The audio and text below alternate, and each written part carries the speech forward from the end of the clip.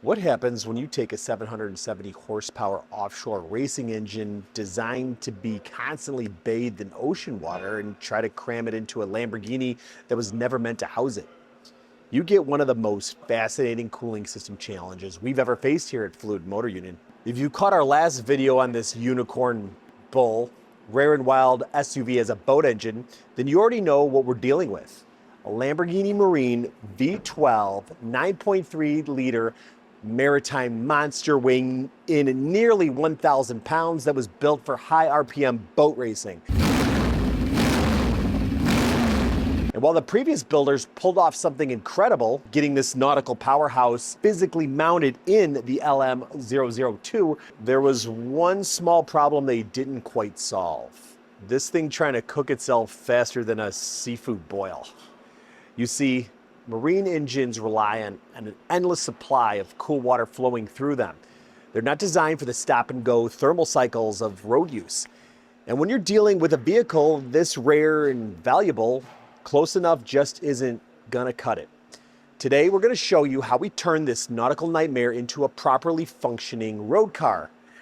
And while most of you probably won't ever need to cool a marine racing V12, the principles uncovered, proper flow paths, pump placement, expansion, thermal management, all these fundamentals separate a properly engineered cooling system from a parts cannon approach. So grab your coolant temp sensors and maybe a life jacket, because this is going to be interesting. But before we dive in, go ahead and hit subscribe if you enjoy seeing all the weird and wonderful challenges that come through our doors. And drop a comment below. What's the strangest engine swap that you've seen? I bet it can't beat a marine racing V12 in a Lamborghini truck, but let's get started.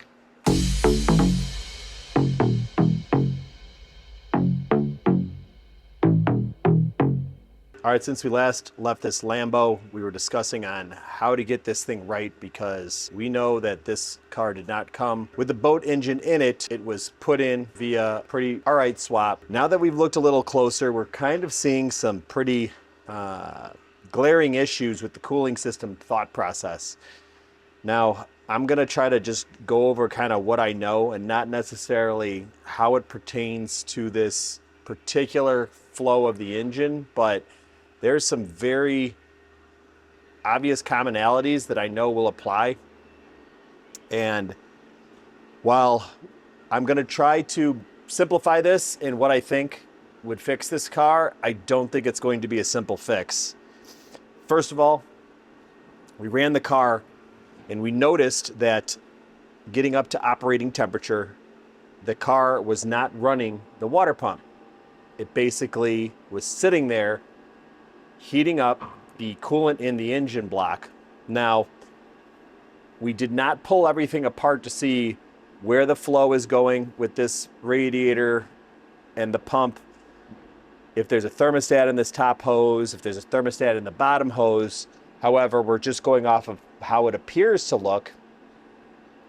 And that being said, this thing is not kicking on the water pump until it gets to operating temperature, which means once it gets to operating temperature, the thermostat is opening and that coolant flow is rushing into the coolant pump, which then starts kicking it through pretty quickly. So you have the rush of the pressure from the hot coolant hitting the turning on engine pump, and it's just causing all sorts of problems. It's probably causing it to overflow, to almost boil over.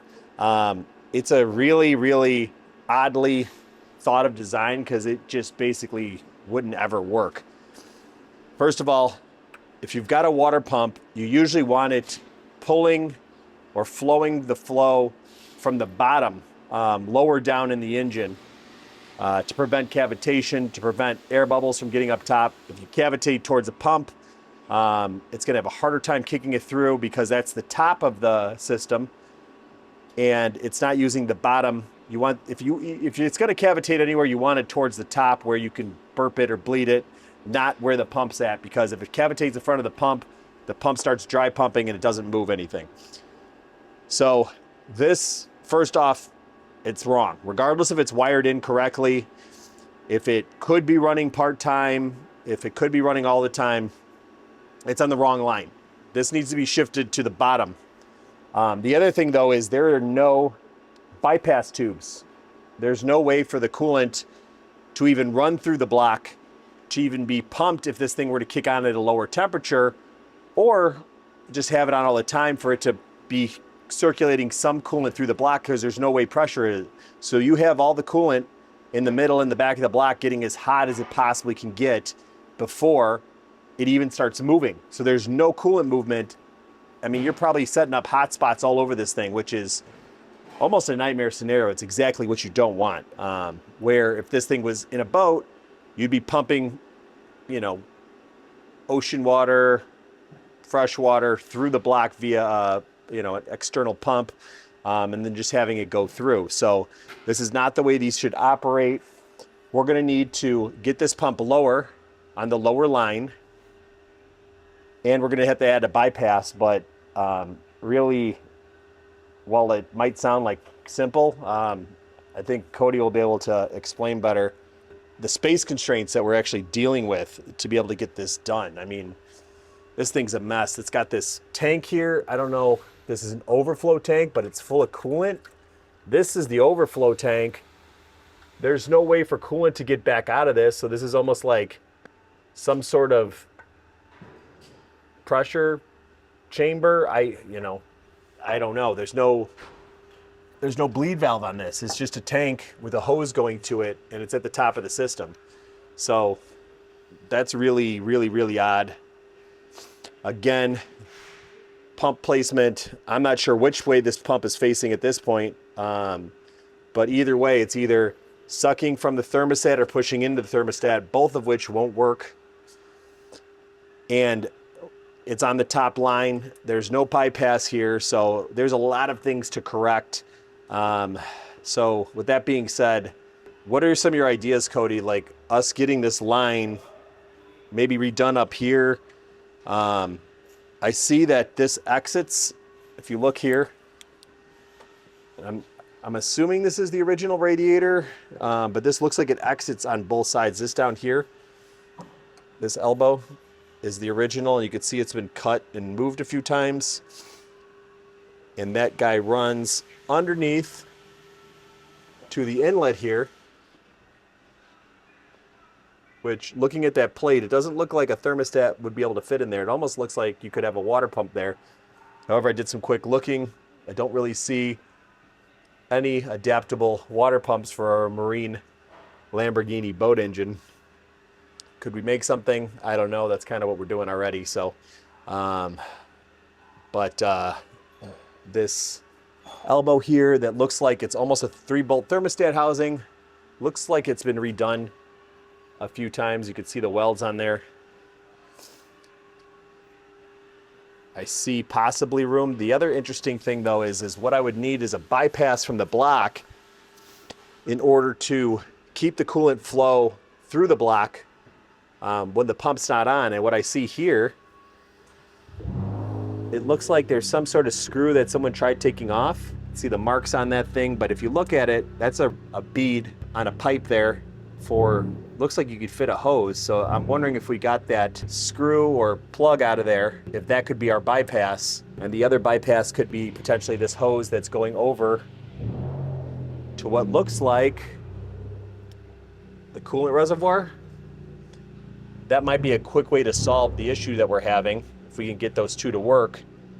But the hard part's gonna be trying to get this pump down. Not only do we gotta get it done, but it's gotta look like it belongs on, you know, potentially a $250,000, $500,000, who knows, dollar vehicle. So let's get it torn apart and see what we come up with. All right, we're in the middle of disassembly, and the reason is because we need to get this water neck out. Now, we were hoping not to have to take any of the water necks off. This guy looks like a thermostat housing, but it's not. There's no thermostat in there. We checked with the camera, meaning this thing has no thermostat, period. Now, in order to get that thermostat looking housing off, we're going to have to take off the distributor.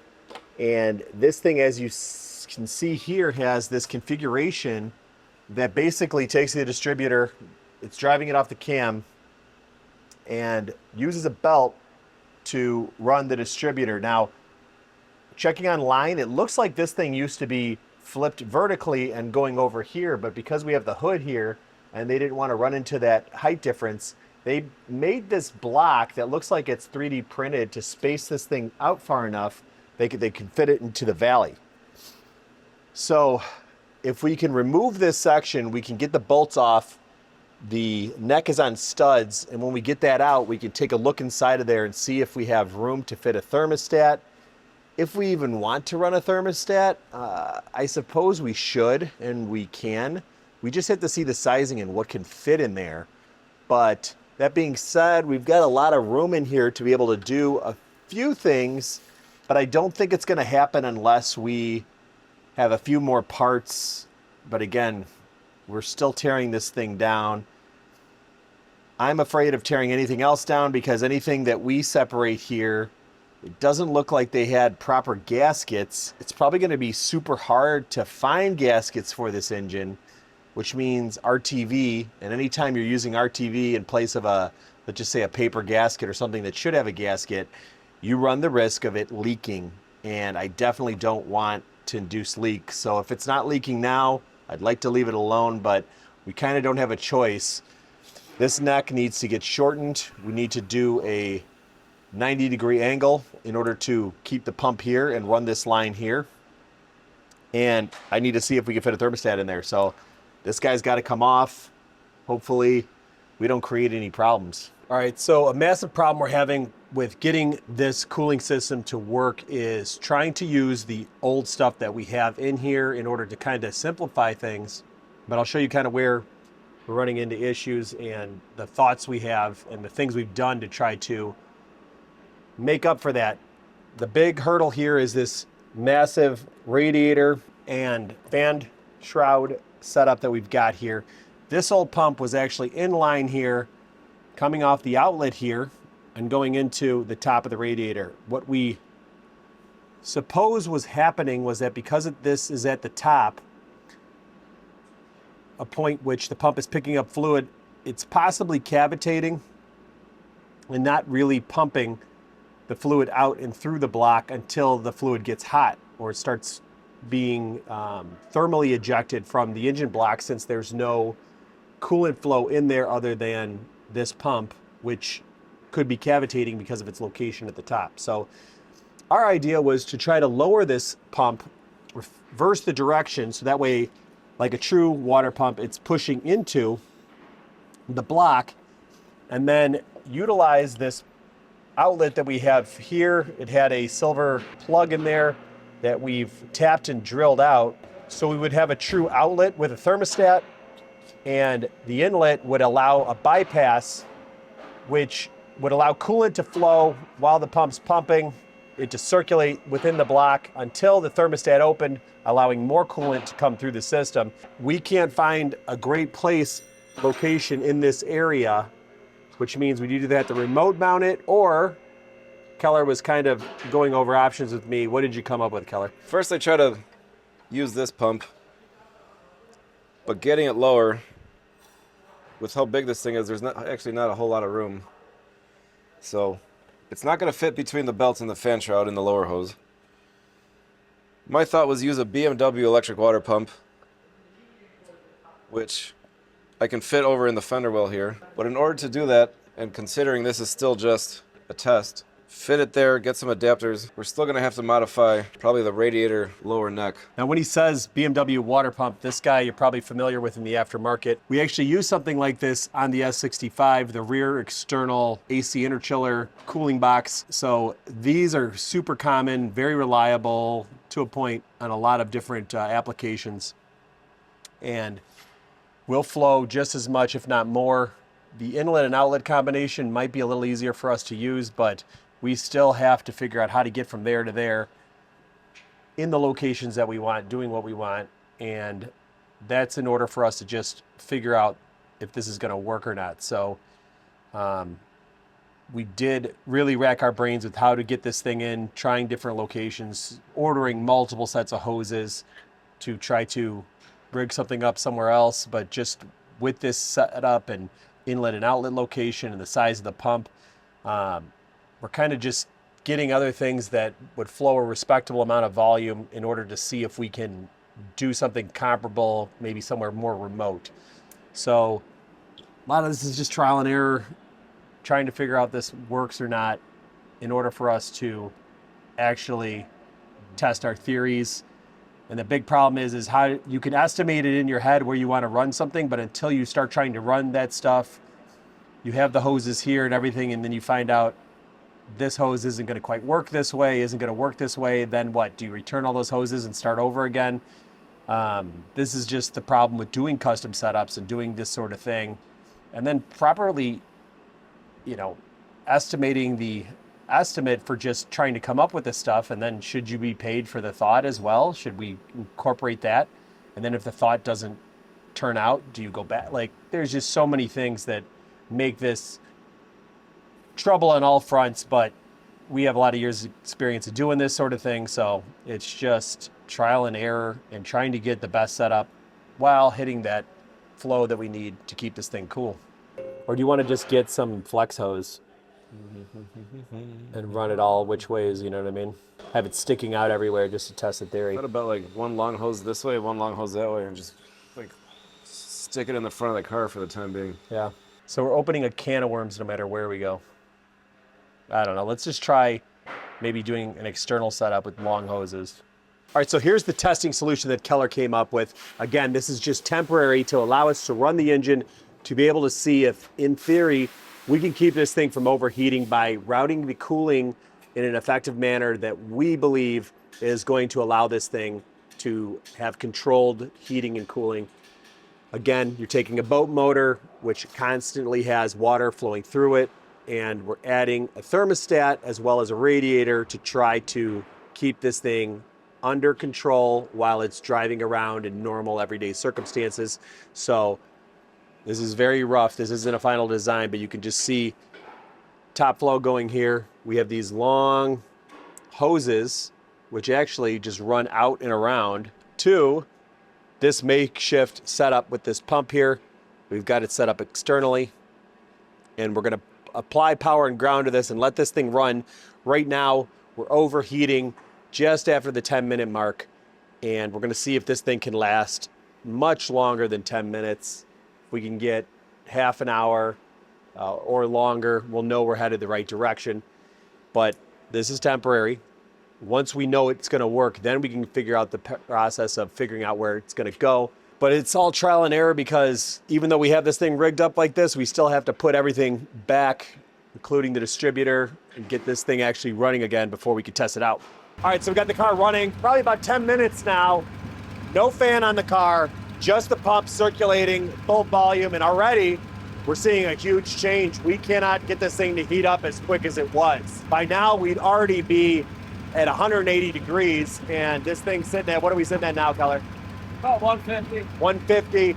So already a huge improvement, and all we've done is change how the flow is going through with the pump, moving the pump to the lowest point, and then redoing the flow so it has a little alleviation with the coolant, but already a big change. Also, we have a thermostat added, which means this thing should be taking longer to heat up than it did before, but it's not. So it just goes to show you how the flow and where you put the pump really do matter and play a big role in how you keep an engine cool. Now, will this continue to work as we sit here and let it idle? We're gonna find out, but already a huge change. All right, so it worked. 45 minutes of it sitting, and we could not get it to creep over 190 degrees. Now, what will happen when we get it on the road? Those things we'll have to address. Now, even though this setup is working as is, it's gonna be a little bit more difficult than just getting this thing to fit now. There's still some things we need to improve. And in order to explain that better, I'm gonna have to actually show you.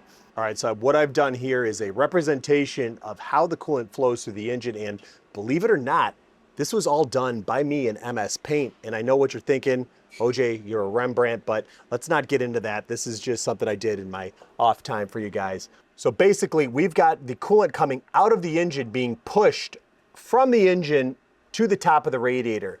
A big problem with this is that if we have any locations of air pockets, you're essentially having this be the top point that it can cavitate, it can basically vapor lock, and you could have a bubble in there that just can't work its way out because of the location of the pump. But this is the expansion area, and you'll notice in the red, so the heat coming out of the engine before it's cooled down.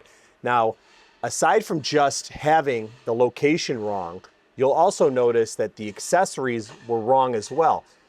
The coolant is going into the engine, and you'll notice that the two pickup points for the heater core are actually coming off of the coolant. So with that being said, this is essentially another radiator, and it's taking the cooler coolant and cooling it down even further, which means you'd really have to get this thing really hot to have good heat. And the expansion tank isn't at a point of expansion. It's at a point after where more or less it's contracting, although, you know, you can't compress fluid, but the point being is that it's a cooler fluid. It's less likely to boil over, and that's not the ideal location. So what we've done in the next slide, I'm going to show you, this is how it's rigged up currently, and this is the experimentation. Now, it's still not ideal, but it did keep the car running at 190 degrees with no creep for 45 minutes at idle, when the best we could get out of it before was 10 minutes before we started having creep and boiling over at the 15-minute mark. So the changes we made. The lower hose is now going into the pump, and the pump is then feeding the block, but we did not change this location because that's how it was. These 2 points were there. We're still getting cool coolant running into the heater core, and it's just getting cooler coming out, and we still don't have a great point for expansion.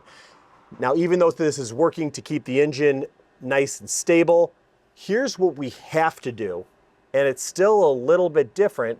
So here's what you're going to notice. This is the thermostat that we've added in there. Now the thermostat is going to keep the coolant inside of the engine while allowing the water pump to be able to recirculate that.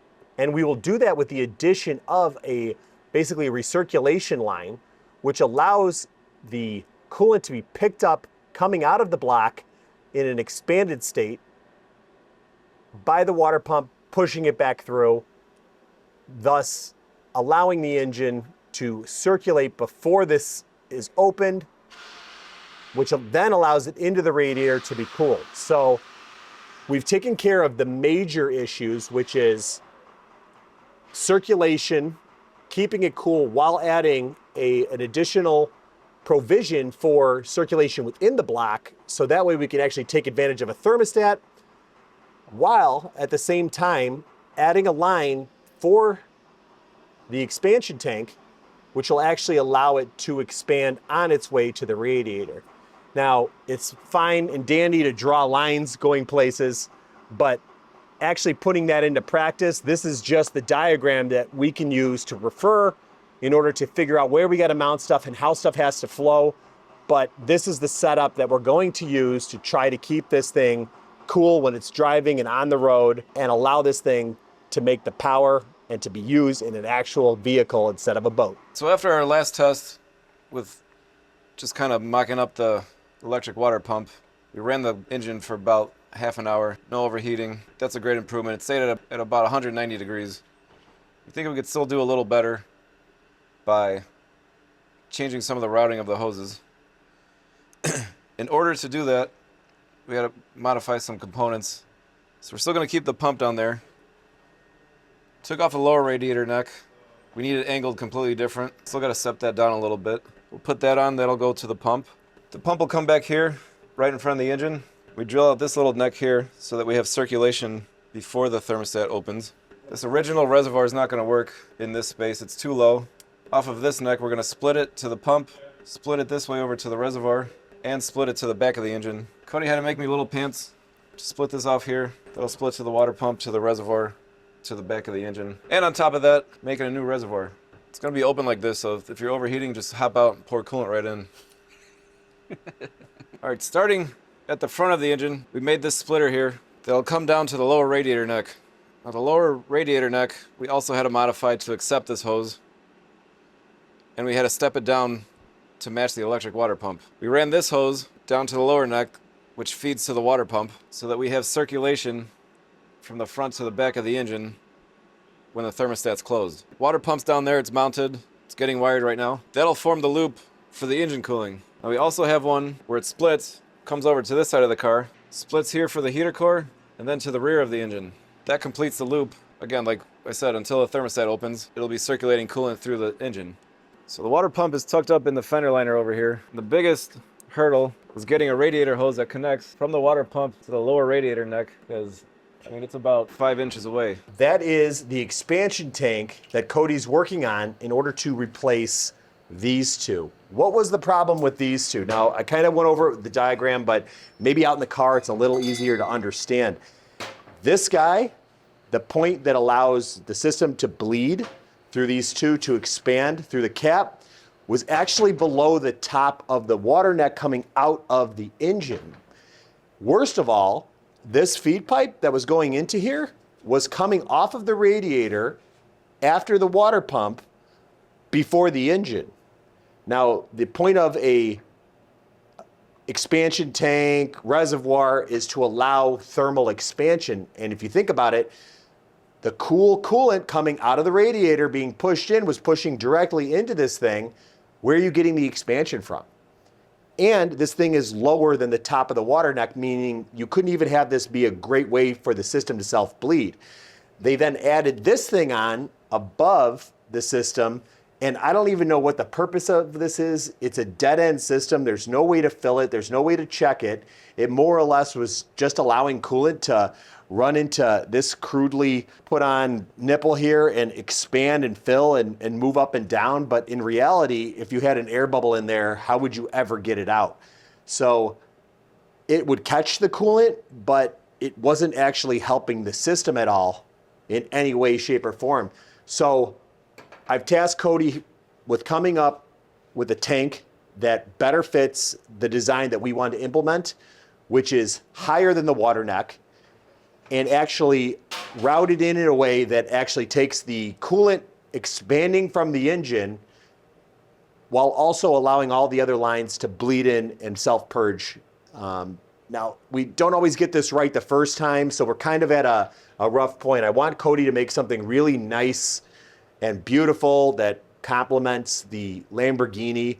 The problem, though, is that, you know, with this stuff, we might have to change it again. I might get it wrong. There might be something that we find out. So it's kind of one of those things where we've got to put just enough work into it to make it look nice, but not go so crazy that we put all this work into it and then have to scrap it. So Cody's kind of coming up with the design, something that will look good in there, that fits basically a priceless vehicle, but still does the function. And then once we know that it works, we can then go about polishing it up, making sure everything fits, you know, the vehicle.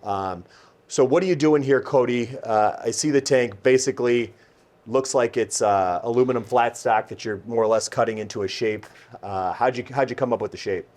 So the location that I wanted this tank to be was right next to the head. It also kind of connects right next to the intake manifold. So we have this angle here that's kind of downward. So the bottom part overhangs the head and it mounts flat on the intake manifold.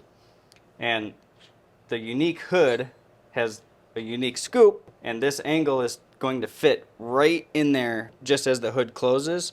So this tank will have the most amount of volume in that space possible. So that's kind of, you know, where this design came from. And then on the back here, we're gonna have the filler neck, and that's gonna be the highest point of this coolant system. You should be able to fill it up and have all of the air be able to come straight through this mechanism, and then you should be able to bleed it properly. Now, Keller's just got the wiring of the pump to finish, and he's waiting on Cody to finish this tank up before we can actually test this and see if we actually made the right decision, something that fits inside of the vehicle's constraints, but allows this thing to properly cool the way a boat engine should cool in a car. So we'll find out if everything works out, but I'm gonna let Cody get back to work, and we're gonna go check on Keller. All right, the car's been running for like 10 minutes, and I don't like where the temperature's going. It said it was about 210. Yeah. Is that kind of where it was at before, like where it started overheating? Mm-hmm. So the thing I noticed though is that this isn't even warm yet, which means the thermostat hasn't opened. Feels like we got some pressure in here though. I'd like to know where the temperature sensor's at just so we know where it's reading from. Because to me, like, one of two things. Either we have flow insufficient through the block where it's not allowing it to go through, or the bypass that we made is maybe too efficient and it's not enough to heat this guy up to actually push through here, and therefore the capacity of this guy just isn't enough to keep going. You know what I mean? Mm-hmm. It's taking the coolant out, pushing it back through the block, and it's happening so quickly that this can't get hot enough because this is warm to the touch. So let's see if we can find out where the temp sensor's at. What'd you do to bleed this thing out? Fill it with a vacuum bleeder. So it should be mostly out. I don't know, it might be worth trying again. You think this is under a lot of pressure? Yeah. Because this doesn't feel too bad. So this can't be too hot. Yeah. So, all right. So if that's full and it's cool, we're not getting any expansion back there. Because this is cool to the touch, like even the bottom. The idea was to get it expanding so it comes up into here, and then this is the bleed. Yeah. That allows the air to go back into there. But how are we getting expansion, contraction, expansion, contraction? Is this full though? So that's not hot coolant either. That's just the pressure there. But it shouldn't be that expanded unless it's letting air out. Like the fact that this is blowing that off, like you filled it up, you vacuumed it down. Why is it coming out of the top? Something's pushing on it somewhere else. Should I just fucking open it?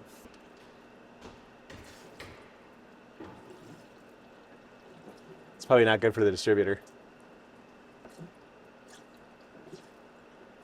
I bet this is all air. I could hear it like going glug, glug, glug as I do this.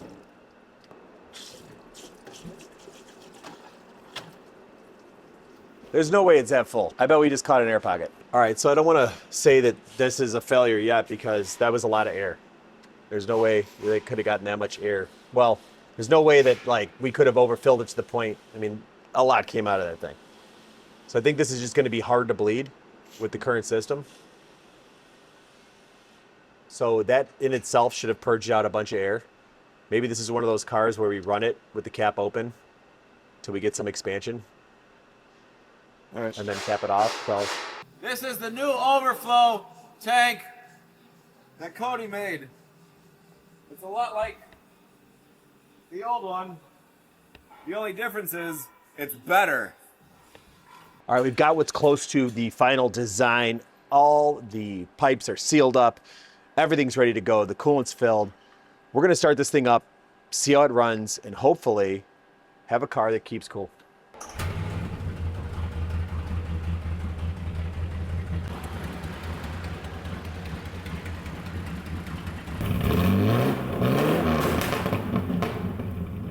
All right, we've got it running again. Did a little bit more thorough of a bleed out. And what Keller noticed was he put a whole another gallon of coolant into this engine. And he was pretty sure, even though that looked like a lot coming out of the cap, that we didn't lose a whole gallon.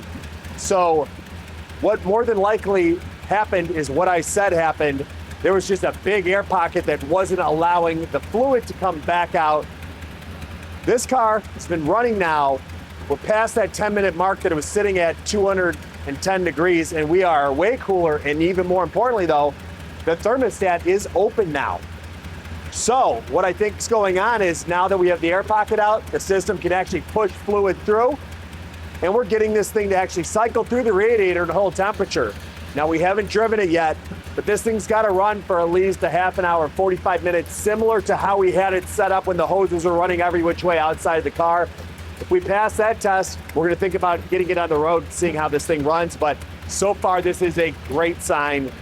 Let's hope it stays this cool. I really don't want it to redesign anything else. All right, let's see how this thing drives. I don't know if anyone's ever actually taken this thing out. I know we've taken it in and out of the shop. That was short enough for it not to overheat, but I don't think anyone has really like made this thing actually drive under road conditions. And that's kind of the problem, because there's possibly a few other little issues on this thing that we're not going to know are problems until we have this thing running. So while this is the end, hopefully, of the cooling system problem, this might be the beginning of some other problems that we detect on the ride. So fingers crossed, hopefully everything's good.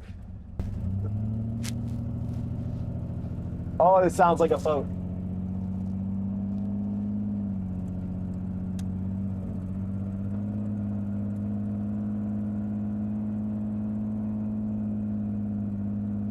I think these carbs are going to need a little bit of adjustment. A lot of popping. This thing might need a general tune-up.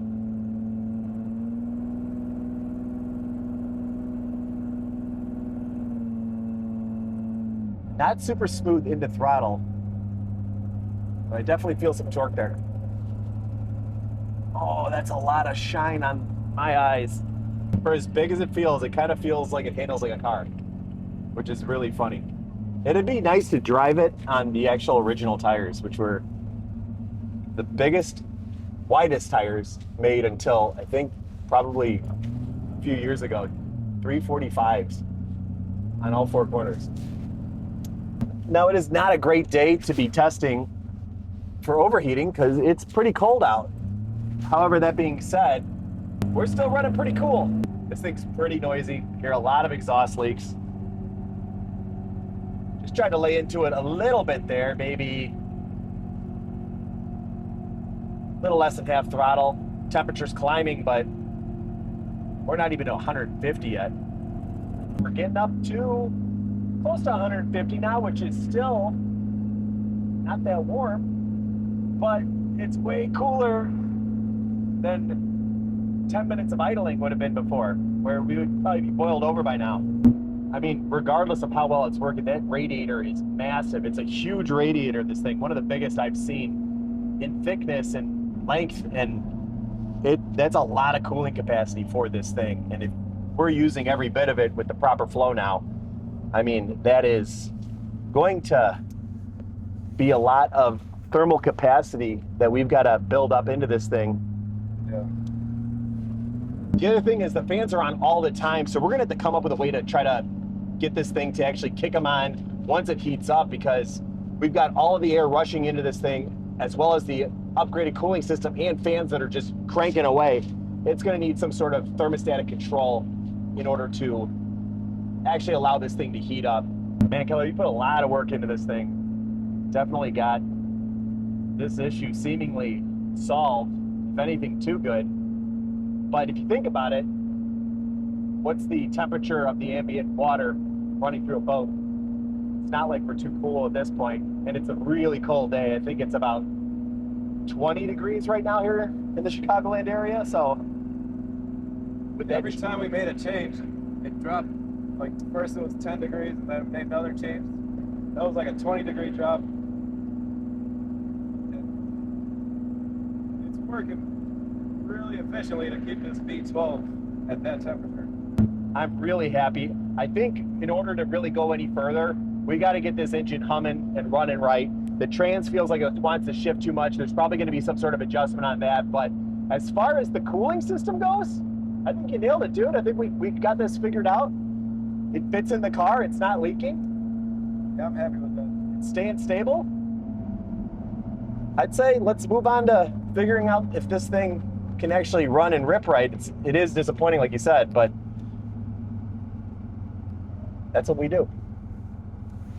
We get disappointed. All right, we've been driving for like 20 minutes. Oh, there it and goes. this thing basically just is running super cool. It's not boiling over, it's staying real stable, and I'm pretty much gonna call this cooling system good. What started seemingly as straightforward cooling system tweaks turned into a masterclass of thermal management. By completely rethinking the flow path, relocating the pump, refabricating the outlets and those tanks for expansion and overflow, we transformed this marine powerhouse from a 10-minute time bomb into a off and on road worthy exotic. It's projects like this that remind us why we do what we do. Anyone could bolt on parts, but solving unique challenges while preserving the integrity of a piece of automotive history, that's what separates the great builds from the good ones. But here's something to think about. As we move into an era of increasingly homogenized powertrains, are we losing something special by not seeing these kinds of wild, out-of-the-box builds? Let us know your thoughts in the comments below. And if you want to see more projects like this one, where old school craftsmanship meets modern engineering, make sure you're subscribed and have that bell icon clicked, because trust me, we've got some equally insane builds coming up. Stay loud, stay innovative, but most importantly, stay cool, and we'll see you next time.